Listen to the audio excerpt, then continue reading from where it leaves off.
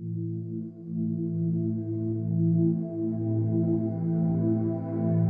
life really began the night of my NDE. I felt like I was on a balcony looking down, and I saw this vehicle with smoke coming out, and I looked real close, and that was my car. Then I stared at it, and slumped over the steering wheel was my body. I was pulled out of my body, and all of a sudden I looked down and I could see my body stuck in the mud. But I'm in a body. I can feel it. No longer am I cold and freezing and stuck in the mud, but I'm warm and I'm filled with a love and a peace that I cannot explain. Next thing I knew, I was looking down at the top of my car. It was like, whoa, this is really cool. And I remember a loud roaring sound, a buzzing sound, bells going off, and this kind of a sinking in within to myself. I was wishing I could communicate to the medical team that this is okay. You do not need to save this girl. I was happy. I was in peace. I was in knowingness. I lifted up out of my body, and I just felt all the pain went away, and I was in this other ethereal body that was perfect, that didn't have the damaged face, the fractured skull. And I separated from my body. I was up above this scene, and I could hear the nurse say, she does not have a pulse, she does not have a pressure. At that moment, I found myself at the top of the hospital room, and I was floating there, and I remember my face was upward, and I also remember consciously thinking, the body is back there. I kept referring to it as the body's down there, it's down there. But I also knew I did not want to look at my body. I didn't want to acknowledge it, and I certainly didn't want to get back in it because it was extremely painful. So at that point, I began to float upwards, and I began floating over what they call negative treetops. I call negative treetops. When you take a photograph and you have a negative, it's got that kind of different look about it, like a negative.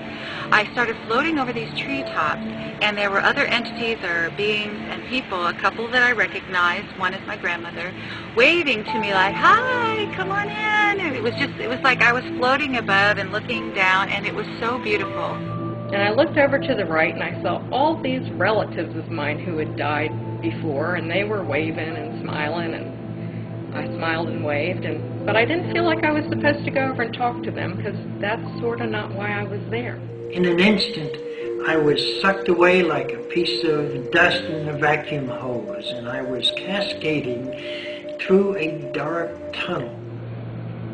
I suddenly lost interest in what was going on down there because I saw this white light over here. I experienced being in a dark tunnel.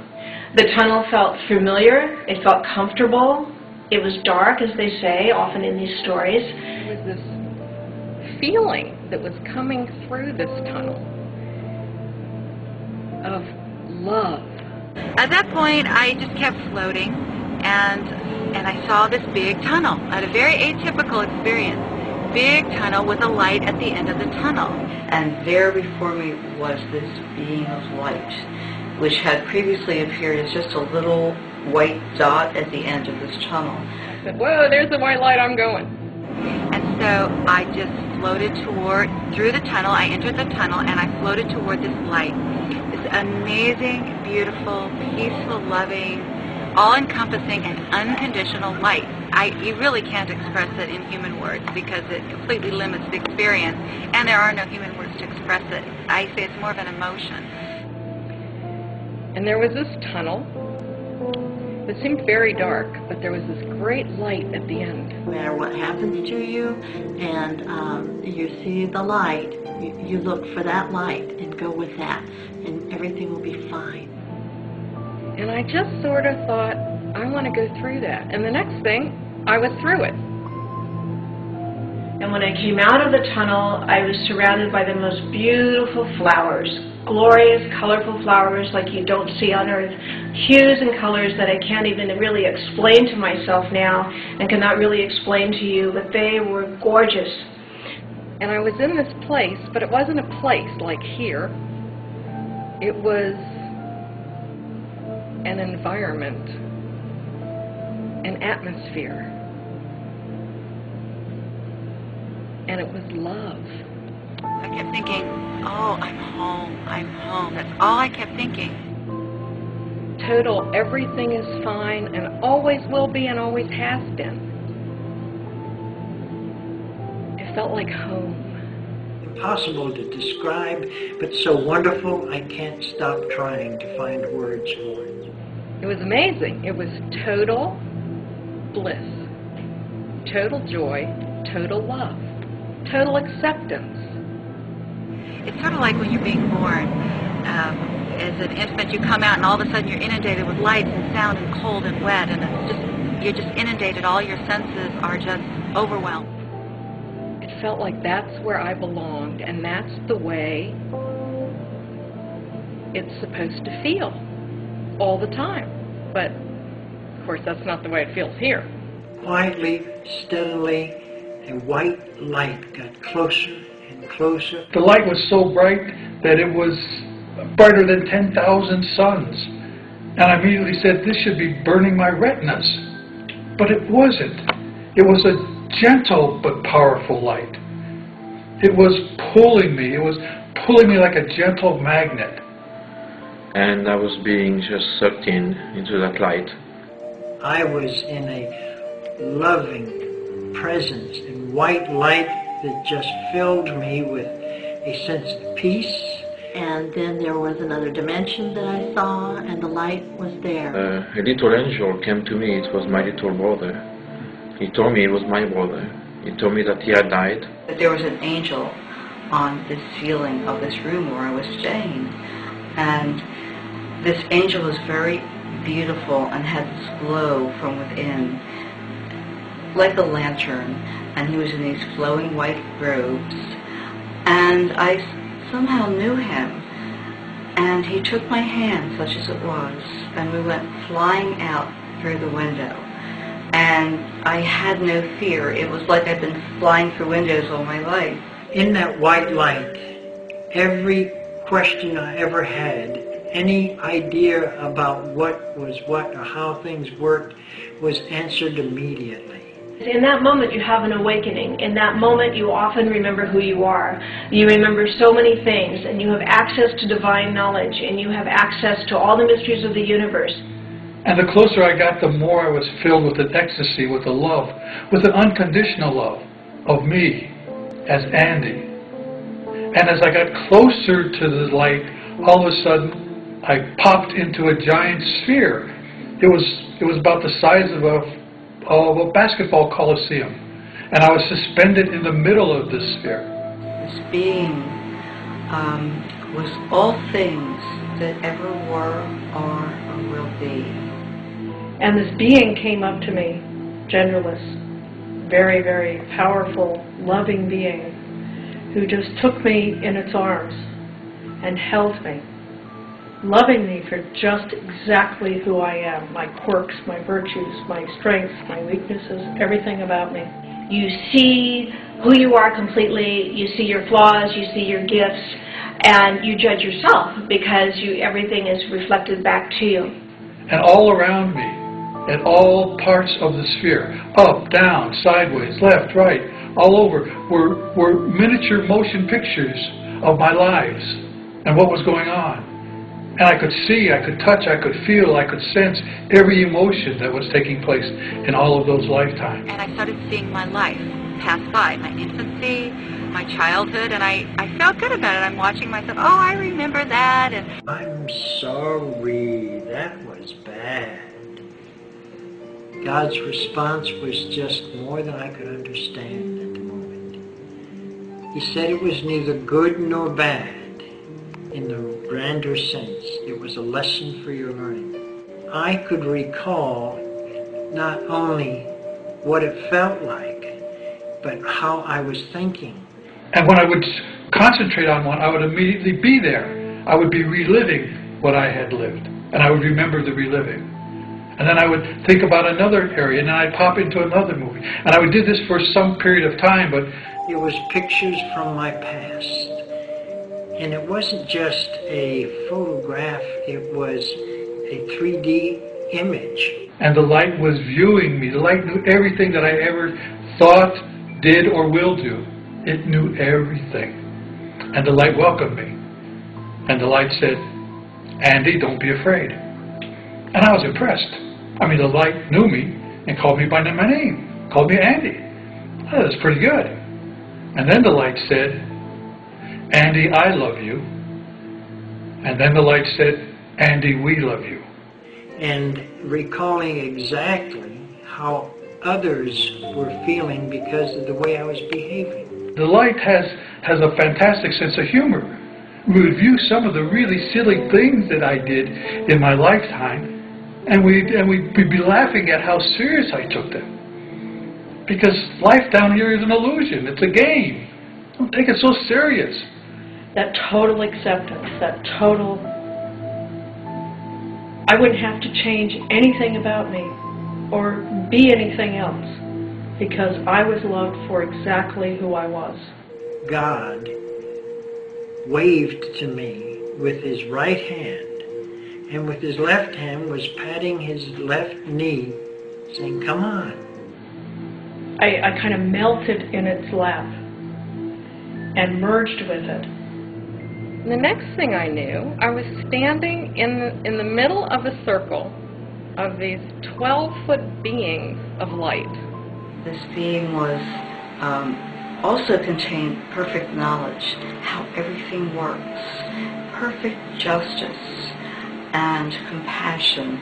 They were pretty intimidating, but not really, because they felt more like family than the people I had seen.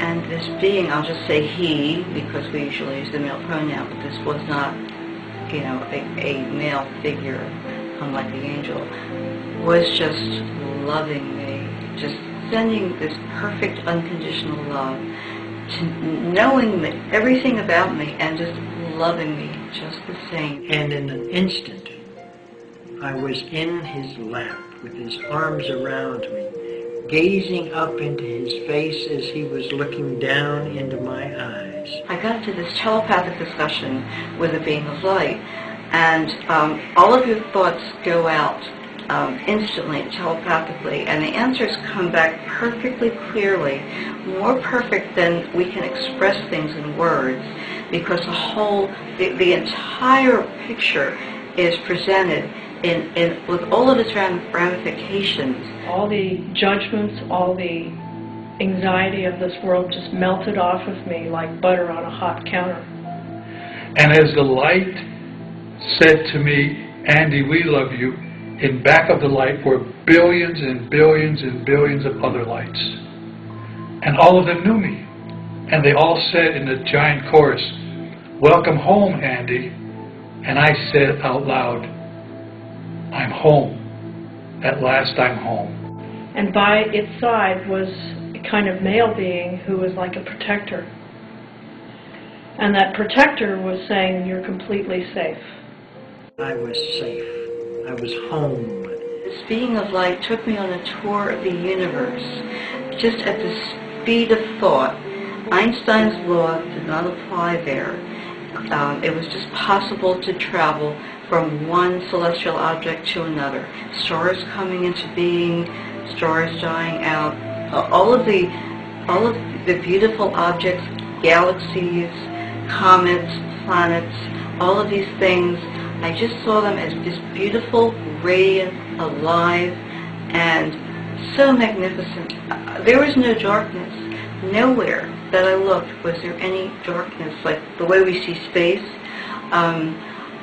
Everything was filled with its own internal light. And pretty soon I found myself out in the universe. It was full of stars and galaxies, and it was just the most glorious, gorgeous thing that you can possibly imagine. And you know what? It seemed familiar. And then we went to this one star that seemed to be at the center of all things. And we went into the center of this star where there was fire all around. But of course I wasn't afraid because I was completely loved and protected. And I wasn't in a body. I was sort of in the hands of God. And so we went through the center of the star And at that point, we went into another dimension where there were no more objects at all.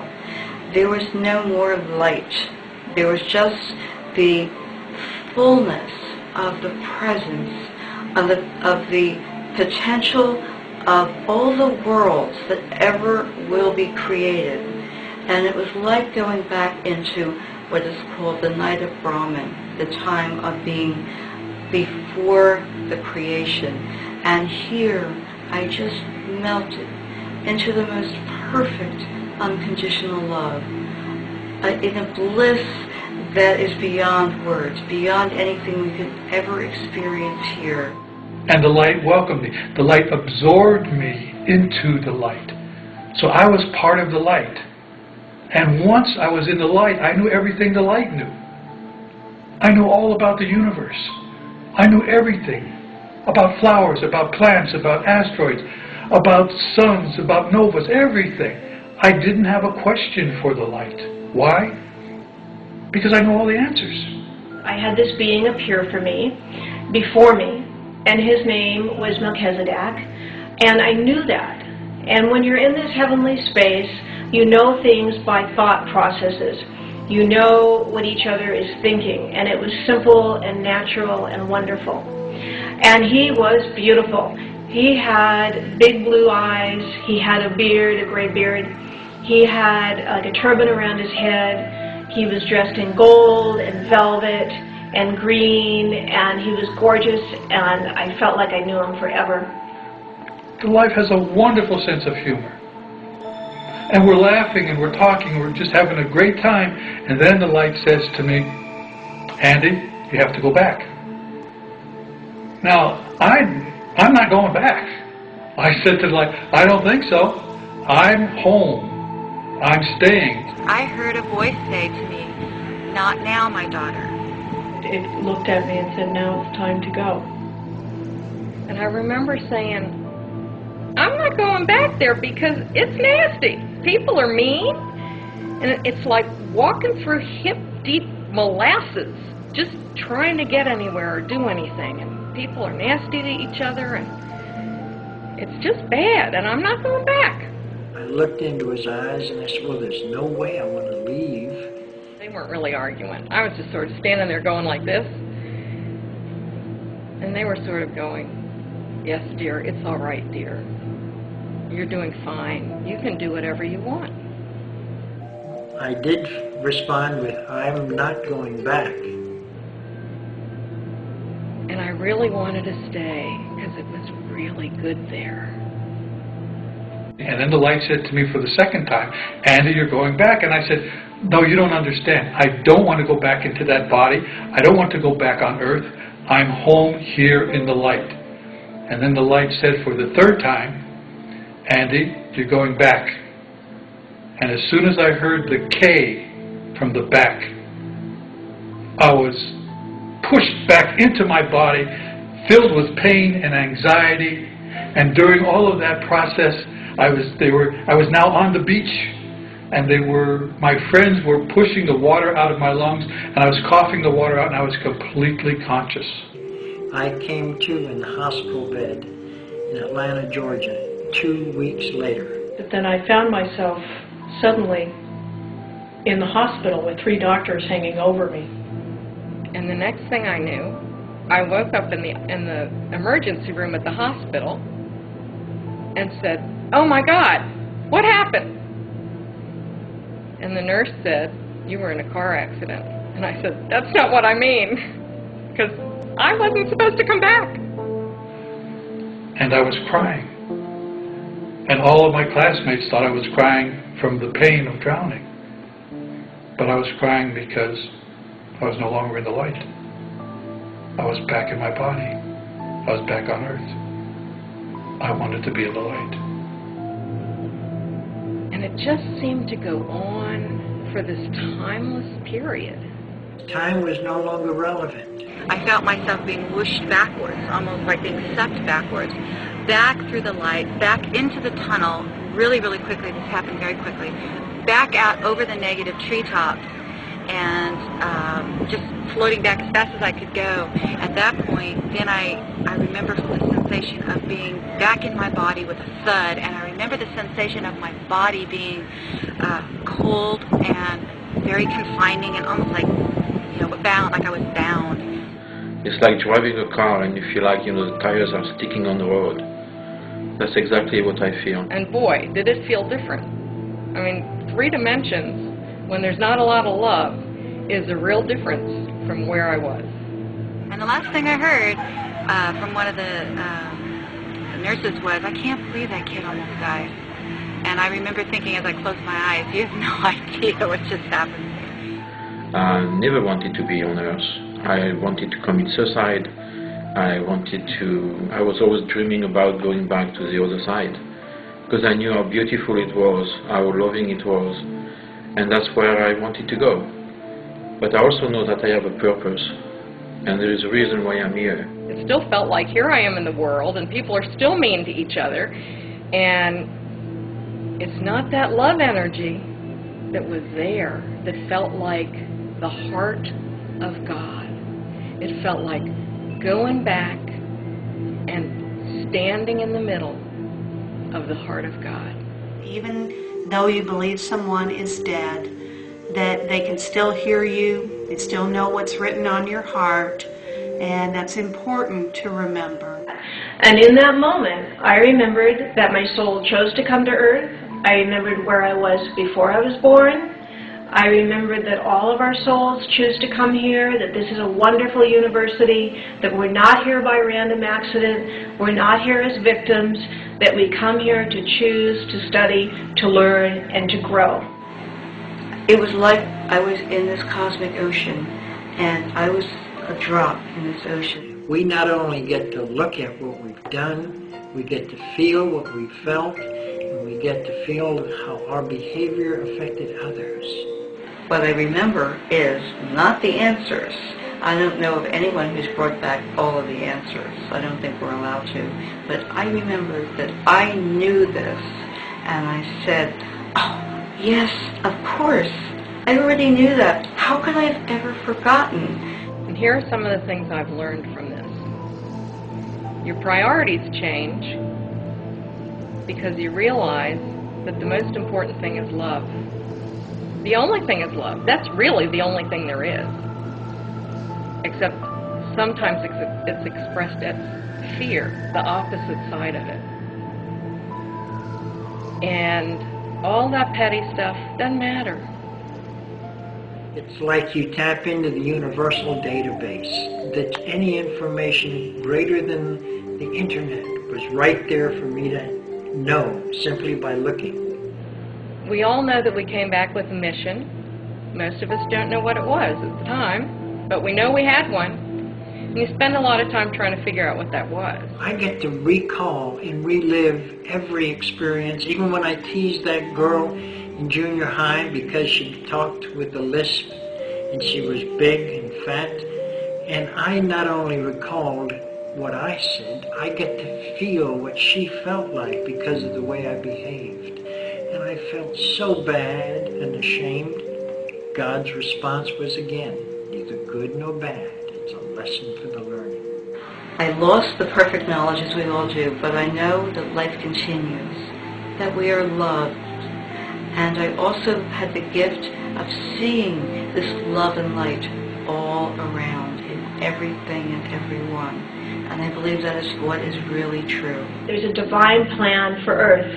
There's a reason for being here. Now I think my mission, and everybody's mission, is to be here in 3 dimensions, in this time, in this space,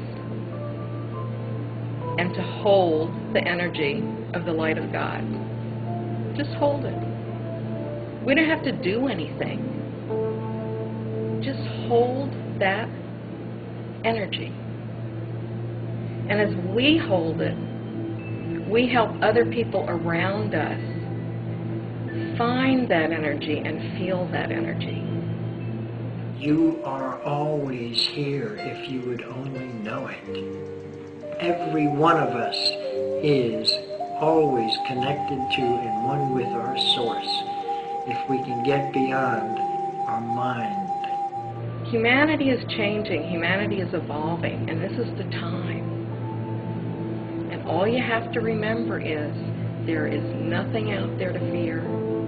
You are a divine, powerful being. We all are. We're all part of God. We're all part of love. That's who we are. We are the heart of God. And we're here to bring that to planet Earth, to create heaven on Earth. And we can do it in love. That's why we're here. We've just had an opportunity to connect with our source and learn that this life that we live is an opportunity, that is in giving to others that we receive and become more valuable. Not what we get and have, but what we give. Being in the light was being in unconditional love. Unconditional love means unconditional forgiveness. Unconditional forgiveness causes you to smile forever. That's the story, folks.